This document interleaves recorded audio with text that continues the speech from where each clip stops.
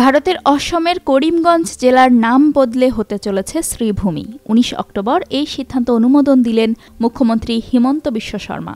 জানান, কবিগুরু রবীন্দ্রনাথ ঠাকুরের প্রতি সম্মান জানিয়েই এই সিদ্ধান্ত নেওয়া হচ্ছে। অসমের মুখ্যমন্ত্রী হিমন্ত বিশ্ব শর্মা বলেন, দক্ষিণ অসমের হারানো গৌরব ফিরিয়ে আনা হলো।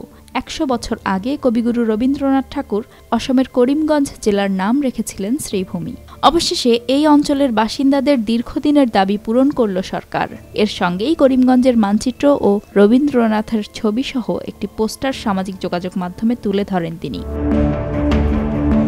তবে বিরোধীদের অভিযোগ, করিম নামেই আপত্তি বিজেপির, তাই রবীন্দ্রনাথকে ঢাল করে বদলে দেওয়া হচ্ছে এই নাম। ১৯১৯ সালে করিমগঞ্জ হয়ে সিলেট ভ্রমণ করেছিলেন কবিগুরু রবীন্দ্রনাথ। রবীন্দ্র গবেষকরা মনে করেন, সেই সফরে সম্ভবত কাউকে অটোগ্রাফ দিতে গিয়ে রবীন্দ্রনাথ লিখেছিলেন, মমতাবিহীন কালস্রোতে বাংলার রাষ্ট্রসীমা হতে নির্বাসিতা তুমি, সুন্দরী শ্রীভূমি।